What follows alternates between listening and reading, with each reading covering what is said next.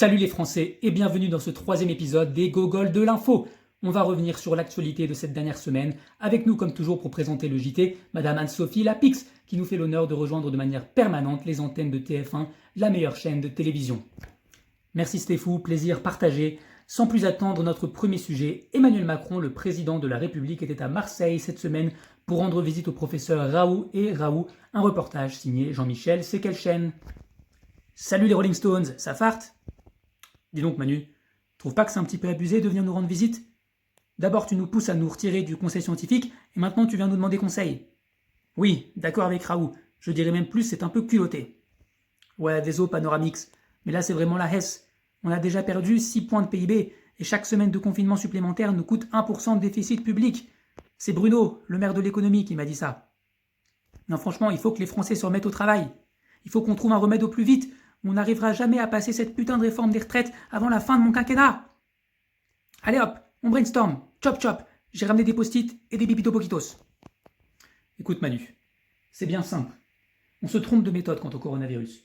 Ce que nous montre l'histoire des maladies infectieuses, c'est que dans l'immense majorité des cas, il n'y a jamais eu d'études multicentriques, randomisées, en double aveugle, pour répondre à une situation de ce type. Tout à fait d'accord avec Raoult. Les essais randomisés, adoptés par les pays occidentaux comme standard méthodologique, sont importés du monde des maladies chroniques. Les gars, j'ai absolument rien compris à ce que vous venez de baragouiner.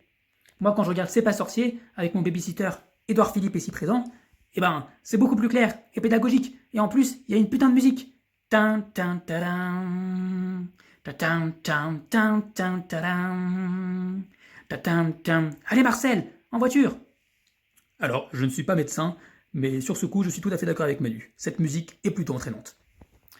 Sans transition, les violences conjugales auraient augmenté de plus de 30% en une semaine à cause du confinement. Here's Johnny! Par ailleurs, post-confinement en Chine, on constate que des files d'attente se forment devant les guichets de l'état civil pour des demandes de divorce en pleine explosion. Il est vrai que le confinement est propice à de nombreuses scènes de ménage, reportages dans un foyer français. C'était à toi de faire à bouffer aujourd'hui. J'en peux plus, t'es qu'une larve à passer ton temps à jouer à FIFA 05 sur la PS2 et mater tes rediffs des Coupes du Monde. Mais moi aussi j'en peux plus, je fais toute la vaisselle et les poubelles. Eh dis donc, t'as une belle batte mon chou. J'aime les hommes qui ont une belle batte. Si tu veux changer d'ambiance confinement, t'as qu'à traverser la rue, t'as même pas besoin d'attestation, j'habite juste en face. Si tu veux changer de femme, t'as qu'à traverser la rue, ah ah ah, signé Manu. Sans transition, un rassemblement de 2500 évangélistes à Mulhouse entre le 17 et le 24 février serait la cause de l'explosion de l'épidémie en France et notamment dans le Grand Est. Reportage.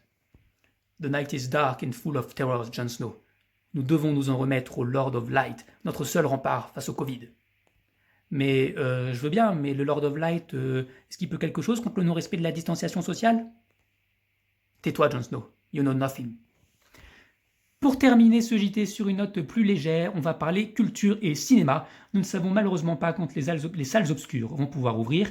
Le 25e volet de la saga James Bond a été repoussé au 11 novembre. Pour patienter, nous rediffusons sur nos antennes un classique, L'espion qui m'aimait, extrait. James Bond. Ravi de vous revoir. Malheureusement, vous arrivez trop tard. J'ai déjà donné cette jeune femme à manger à mon requin.